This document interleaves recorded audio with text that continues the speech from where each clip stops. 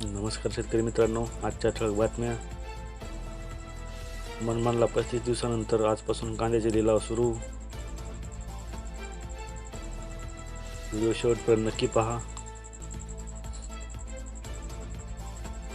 मालेगाव अक्षय तृतीयेच्या मुहूर्तावर बाजारात रेलचेल. आंब्याचे दर वाढले. सुट्टीच्या दिवशी बाजारात गजबजली. चॅनलला नवीन असेल तर लाईक, शेअर आणि सबस्क्राईब करायला विसरू नका. कांद्याने केला वांदा, शेतकऱ्यांच्या रोषाची चिंता. आरोग्यमंत्र्यांच्या होमपेजवर निवडणूक चर्चा जोरात.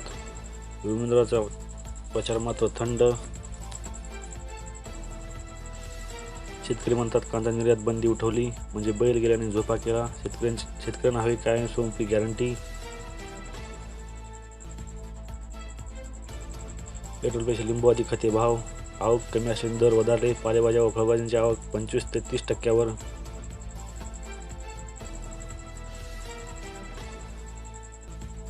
ज्वारीला दर कमी. शासकीय खरेदी केंद्रे सुरू होणार कधी?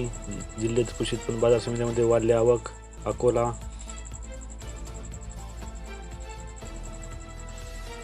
जिल्ह्यात अतिघनता कापूस लागवडीवर भर. अकोला. डॉक्टर पंजाबराव देशमुख कृषी विद्यापीठ देणार कापूस लागवडीसाठी निशुल्क.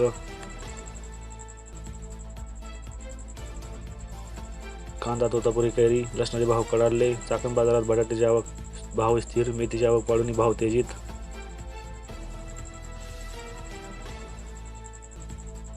यंदा जिल्ह्यात 3,95,000 हेक्टर कापसाची लागवड. छत्रपती संभाजीनगर कृषी विभाग.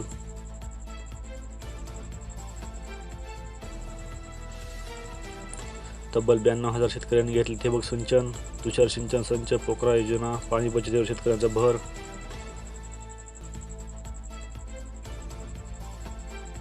पशुधन प्रतिकार शेती होते कमी. मानसर पूर्व लस टोचून घ्या. घटसर्प फळ्या रोगाच्या प्रादुर्भाव रोखण्यासाठी गावगाव लसीकरण मोहीम.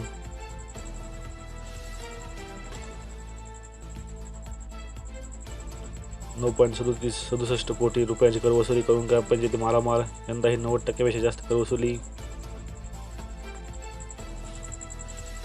5 महिने प्रतीक्षा करून भाव वाढेना. सोयाबीन विकाव की ठेवावे कळेना. सोयाबीन उत्पादक शेतकरी चिंतेत.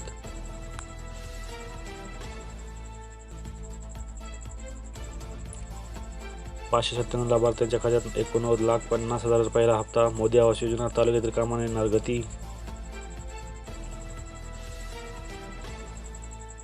तेंदूपत्त्यासाठी मोबदला अत्यल्प. मजुरांमध्ये नाराजी. औंढा तालुक्यातील 12 गावांमध्ये तेंदूपत्ता संकलनास झाला प्रारंभ.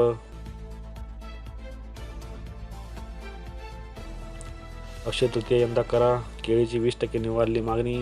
गरिबाचा फ्रीज म्हणून ओळखली जाणारे माठ बनवण्याचे काम सुरू.